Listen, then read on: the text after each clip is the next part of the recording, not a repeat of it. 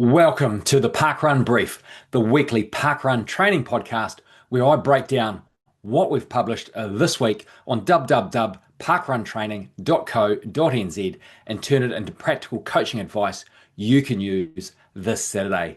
For the Sunday reset, what a good week of running really looks like. Ask 10 runners what a good week of training looks like, and you'll probably get 10 different answers. Some will talk about mileage, others will focus on pace, some will point to a personal best, others will mention a big workout. But here's the interesting thing. Many runners finish objectively good weeks feeling disappointed. They missed one session. Their parkrun wasn't quite what they hoped for. Maybe the work got busy and a run had to be shortened. Instead of recognizing what went well, they focus on what didn't. Sunday is the perfect time to challenge that thinking because a good week of running often looks very different from what runners imagine. A good week isn't a perfect week. One of the biggest traps in running is chasing perfection. The perfect training plan, the perfect pacing strategy, the perfect sequence of workouts. The problem is that perfection doesn't exist. Life happens, weather changes, schedules shift, energy levels fluctuate. A good week isn't one where everything goes perfectly. It's one where you adapt and keep moving forward. Consistency matters more than heroics. Many runners judge their week based on the hardest session they completed. Their fitness isn't built by occasional heroic efforts. It's built by repeated, sustainable training. A good week often looks surprisingly ordinary. You completed most of your planned runs, you recovered between sessions, you avoided injury, you arrived at the weekend ready to run. That may not sound exciting, but that's exactly how long-term progress is created. Easy runs count too. There's a tendency to view easy runs as less important. They're often skipped first, or rushed through, or run harder than intended. But easy runs are a huge part of a good training week. They help you build aerobic fitness, recover from harder efforts, maintain consistency, and to stay healthy. A week that includes properly easy running is usually more productive than a week filled with moderate to hard efforts. Recovery is part of the scorecard. Many runners only count the sessions they completed.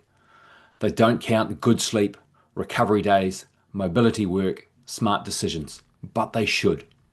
A good week isn't simply about training stress. It's about balancing stress and recovery. If you trained hard and arrived at Sunday exhausted and carrying niggles, was it really a good week? Not necessarily.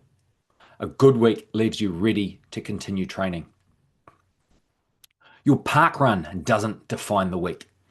This is an important one. Sometimes you'll have a fantastic training week and an average park run. Perhaps the weather wasn't ideal. Maybe your pacing was off. Maybe you were carrying a little fatigue. That doesn't erase the work you've done. One is only one piece of information. A good week should be judged by the process, not just the outcome. A good week fits your life.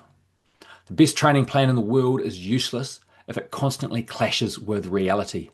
A genuinely good week is one that fits around work, family, travel, and other commitments. It supports your life rather than competing with it. Because the training plan that works for 6 months will always outperform the perfect plan that lasts 3 weeks.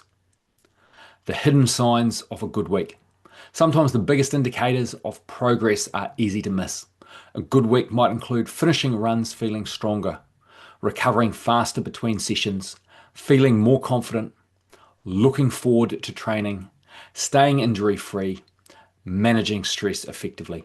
These signs really appear on the results sheet, but they're often the foundation of future breakthroughs. Your Sunday reset.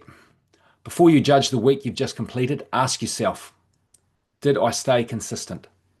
Did I recover well? Did I make smart decisions? Did my training fit my life? And am I ready to train again next week? If the answer to most of these questions is yes, you've probably had a good week. Maybe even a very good one. Because running success isn't built on perfect weeks, it's built on good weeks repeated over and over again. And that's exactly what Sunday is for. recognizing the progress you've already made and preparing to do it again next week. The Saturday Spark, the one thing to focus on during your park run.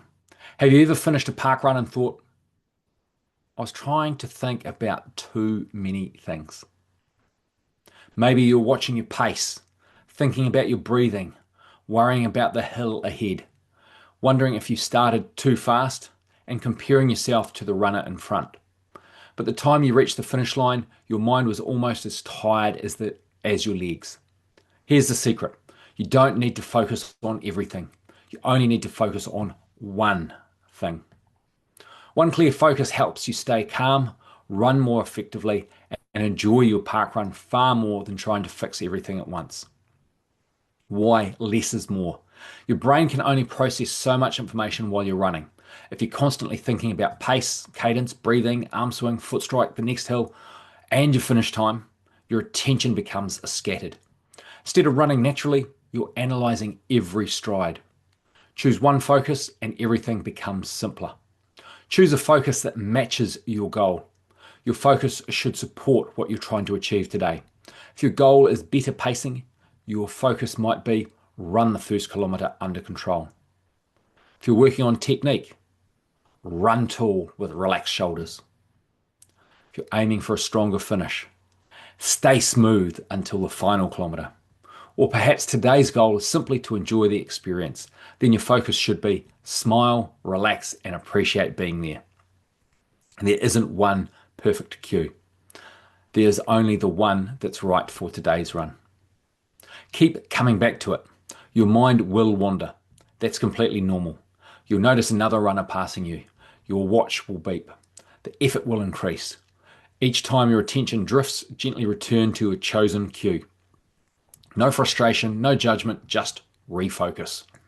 This simple habit helps you stay present throughout the run instead of becoming distracted by everything happening around you. One focus builds better habits. Here's something interesting. If you choose a different focus every week, you'll gradually improve every part of your running. One week you might focus on pacing, the next posture, then cadence, and then later finishing strongly. Small improvements accumulate over time. Trying to improve everything at once usually improves nothing. Improving one thing consistently often improves everything. What should you focus on today? If you're not sure where to start, here's my recommendation. Stay smooth. Whenever the effort increases, ask yourself, are my shoulders relaxed? Is my breathing controlled? Am I running with good rhythm? Smooth runners waste less energy, and runners who waste less energy usually finish stronger. Saturday Spark takeaway. Before today's park run, choose one thing to focus on. Keep it simple. Return to it whenever your mind wanders, and let it guide your entire run. You don't need 10 different thoughts to run your best park run. Often one good thought is enough. Have a fantastic park run this weekend. Unlock speed. A Friday fast track. 6 quick VO2 max intervals for runners. You don't need a long workout to improve your speed.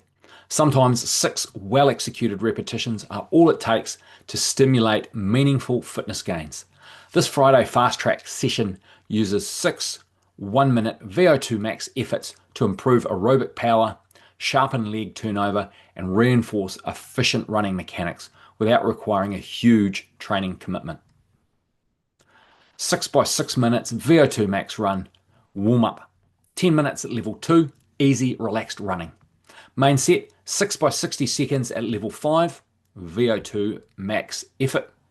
60 seconds at level 2, recovery jog between repetitions. Cool down 10 minutes at level 2, and post run 10 minutes gentle stretching. Why this works for parkrun. 1-minute intervals are one of the most effective ways to improve aerobic power while maintaining excellent running form. The equal recovery gives you enough time to regroup before the next repetition, allowing you to produce consistently high quality efforts throughout the session. For parkrunners, this workout helps you improve VO2 max, aerobic power, increase speed endurance, develop quicker leg turnover, build confidence running at faster speeds, improve running economy. Because the session is relatively short, it's easy to recover from while still delivering an excellent training stimulus. How it should feel: fast but controlled. Breathing becomes heavy during each repetition. Recovery allows partial recovery without fully resetting. Every repetition should feel consistent in pace and effort. Aim to finish the sixth repetition feeling like you executed 6 quality efforts rather than one fast one followed by 5 slower ones. My tip: focus on smooth acceleration rather than sprinting from the start. Settle into your target effort over the first 10 to 15 seconds, then maintain relaxed, efficient running until the end of each repetition. Consistency always beats chasing one spectacular interval. Want to finish your next parkrun feeling stronger and more in control? Grab my free guide, Stronger for Parkrun, a quick routine to finish your 5K better. It's a simple, effective strength session you can add after any run, including today's Friday fast track workout. The link for this is in the description. How to register for parkrun and get your barcode, a step-by-step guide for first timers. So you've decided to give parkrun a go. Fantastic. You've already completed the hardest step, deciding to show up.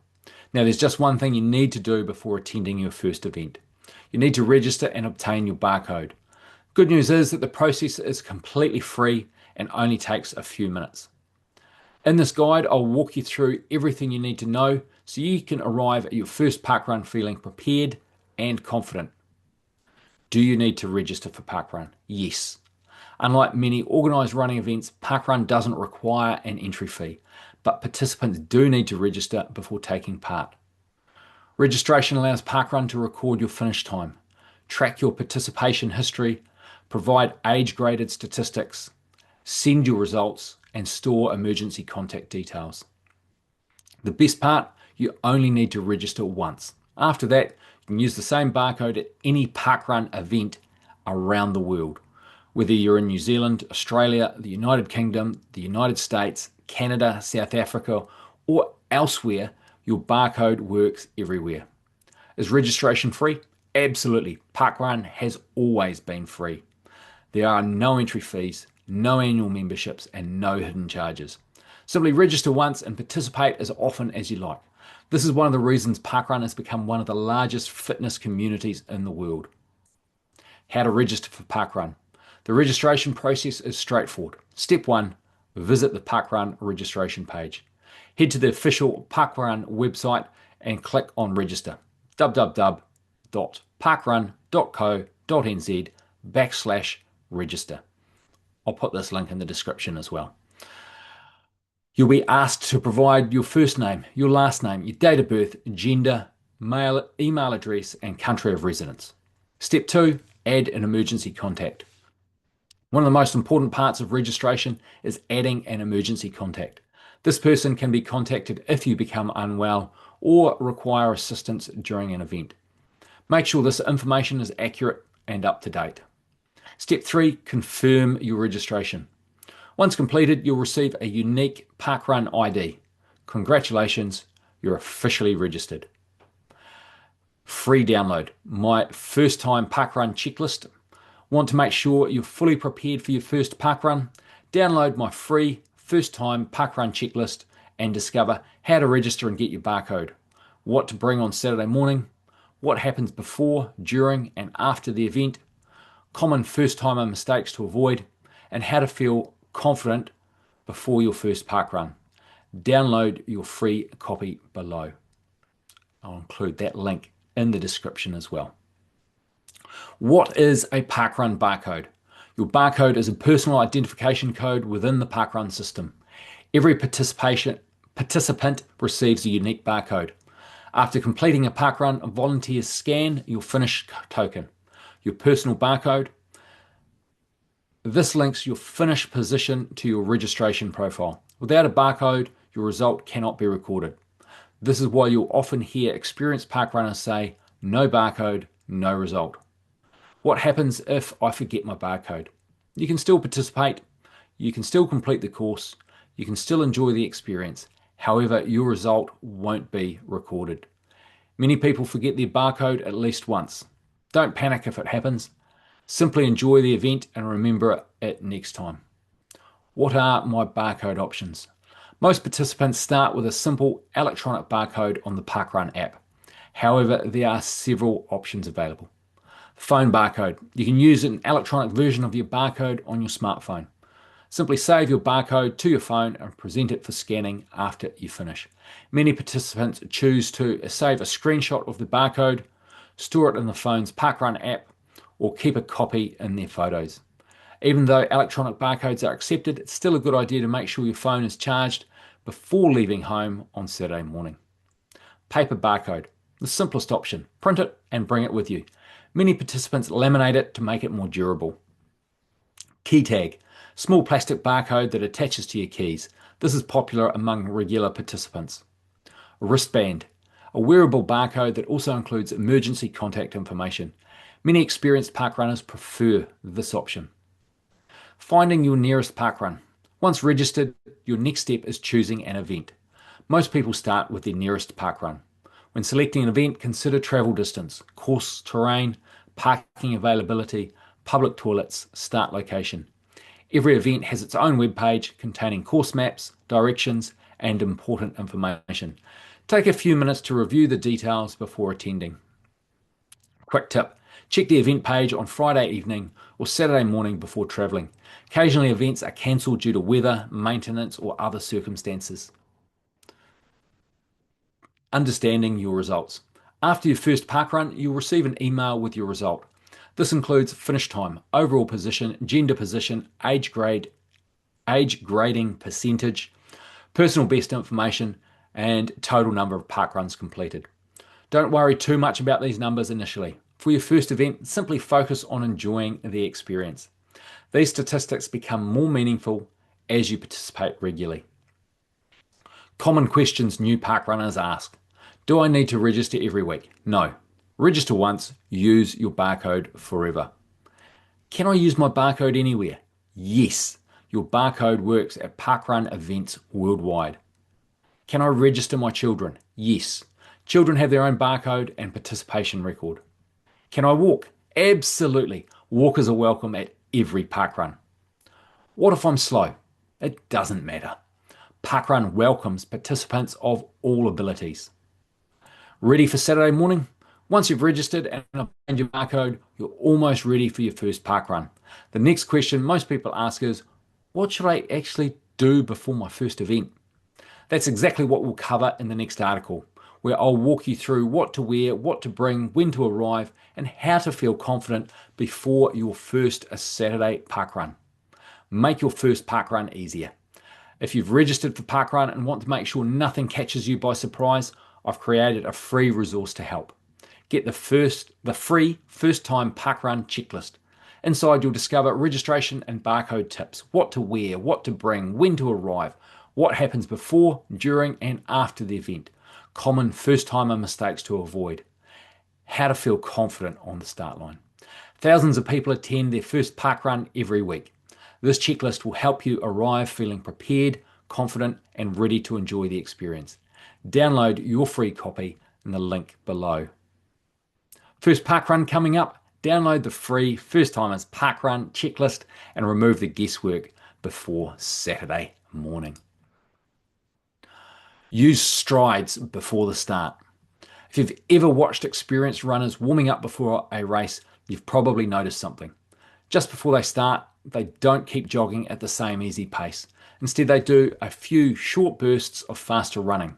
These are called strides. They're one of the simplest ways to prepare your body for parkrun, yet they're often overlooked by recreational runners. What are strides? Despite the name, strides aren't sprints. They're short, controlled accelerations where you gradually build your speed over 15 to 20 seconds before easing back down again. The emphasis isn't on running flat out, it's on running smoothly. Think about tall posture, quick relaxed feet, controlled arm swing, and efficient running form. Each stride should leave you feeling sharper, not tired. Strides help activate your nervous system, improve coordination, and prepare your body for faster running. Why they work. One of the biggest challenges at parkrun is the jump from standing around to running at 5k effort. Even if you've done an easy jog beforehand, race pace can still feel like a shock. Strides help bridge that gap. By briefly exposing your body to faster movement before the start, you're preparing your muscles, your nervous system, your coordination, and your running rhythm. Instead of feeling like you're switching on after the gun goes, you are already ready to run. It's about quality, not speed. A common mistake is thinking strides should be all-out efforts. They shouldn't. If you're straining, sprinting, or finishing out of breath, you've gone too hard. Instead, think of them as smooth accelerations. Build your pace gradually. Hold that quicker rhythm briefly. Then ease back to an easy jog or walk before repeating. The goal is to feel more relaxed at speed, not exhausted. So how many should you do? For most park runners, 3 strides is enough. After your easy jog, run for around 15 to 20 seconds, gradually building to a pace, but I'll start again. Run for around 15 to 20 seconds, gradually building to a fast but controlled pace. Recover with easy walking or jogging for about a minute and repeat another 2 times. That's all you need. You'll arrive at the start line feeling awake rather than fatigued. What you'll notice. The first time you include strides, you may be surprised by how different the opening kilometre feels. Instead of spending the first few hundred metres trying to find your rhythm, you'll often settle much sooner. Your cadence feels smoother, your breathing settles faster, and your legs respond more naturally. It's a subtle change, but one that can make your whole parkrun feel more controlled. Don't overcomplicate it. You don't need a stopwatch, you don't need exact paces, you don't need to overthink it. Simply focus on moving well. Smooth acceleration, relaxed running, good posture. That's far more important than hitting a particular speed. Bring it back to Saturday. The goal of your warm-up isn't just to get warm. It's to prepare your body to run well from the very first step. A few well-executed strides can make the transition much easier. So next Saturday, don't just jog before the start. Finish your warm-up with a few relaxed strides and notice how much smoother your parkrun begins. If you'd like a complete Saturday morning warm-up routine, including exactly when to jog, when to perform your strides, and how to arrive at the start line feeling ready, download Arrive Ready, the complete parkrun warm-up guide. The link is in the description as well. These splits look terrible until you see the course. Jason Ford's Halswell Quarry Parkrun Progress Report.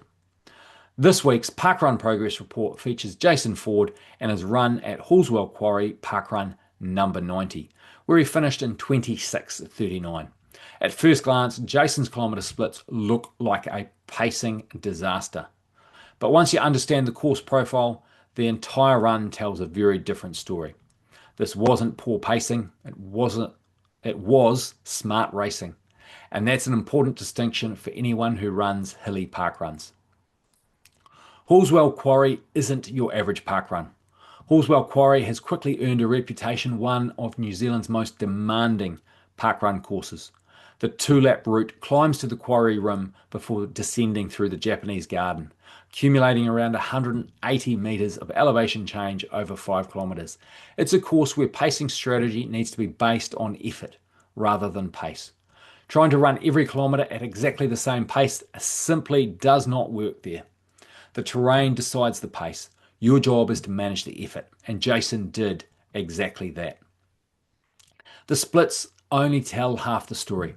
Jason's splits were 5:55 for the first kilometre, 4:47 for the second, 4:52 for the third, 6:49 for the fourth, and then the final 970 metres was at 4:31 pace.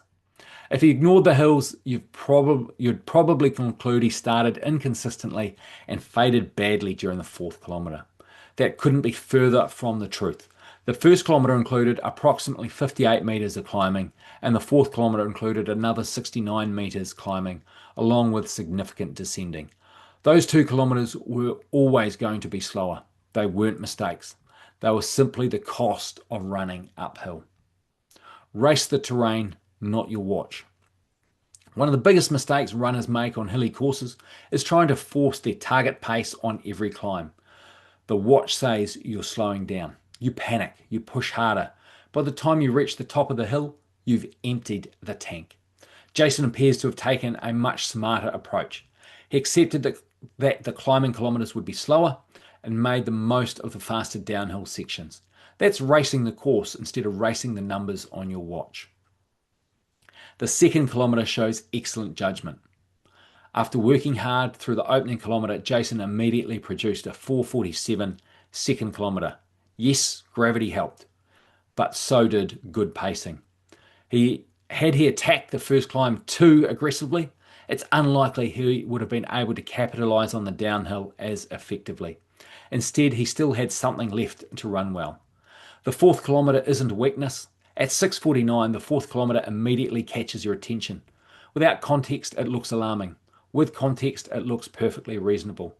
This section contained another significant climb of around 69 metres, making it one of the toughest parts of the course. Almost every runner slows here. Jason did exactly what he should have done. He respected the terrain rather than fighting it. A strong finish says everything. Perhaps the most encouraging statistic is the finish.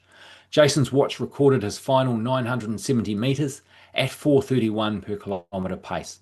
After tackling another major climb, he still had enough left to accelerate strongly all the way to the line. That tells me he judged his effort exceptionally well. He didn't simply survive the course, he raced it. The heart rate supports the story. Jason's average heart rate by kilometre was 178 beats per minute in the first, 166 beats per minute in the second, 167, 168, 166. Normally, we'd expect heart rate to climb steadily throughout a race. Instead, Jason's highest average heart rate came in the opening kilometre. On this course, that makes perfect sense. Climbing rapidly increases cardiovascular demand even while your pace slows. Once Jason crested the hill and began descending, his pace increased significantly while his heart rate became more controlled. That's exactly what we'd expect from someone managing the terrain intelligently. Cadence adapted naturally. Cadence also reflected the changing terrain. 86 SPM for the first kilometre, 90 SPM for the second, 90, 85, 92. The slower cadence occurred during the steep climbing sections. The faster cadence appeared during the descents and finishing sprint. Importantly, there was no sign of Jason's running biomechanics breaking down. He simply adapted his stride to suit the course. The biggest lesson, the biggest takeaway isn't Jason's finishing time. It's the way he managed his effort. Too many runners judge their performance by what their watch says during the climbs. Jason judged his run by something much more important. He raced the terrain. As a result, he still had enough energy to finish strongly. Final thoughts, Jason's performance is a great reminder that hilly parkruns require a different mindset. Even pacing isn't always good pacing. Sometimes the smartest race strategy is to accept slower climbs. Take advantage of the descents and focus on maintaining a consistent effort rather than consistent pace. That's exactly what Jason demonstrated. On a hilly course, don't judge your race by the pace on your watch. Judge it by how well you managed your effort from start to finish.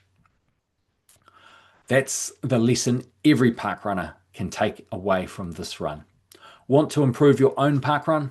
If you'd like to become a stronger, smarter parkrunner, Parkrun Kickstart provides structured coaching that will help you pace better, build confidence, and achieve more personal bests. To join Parkrun Kickstart, click the link down in the description. And if you'd like your own parkrun or 5K analysed in a future parkrun progress report, you can apply with the link that's down in the description. Ka kite anō, and I'll see you at your next parkrun.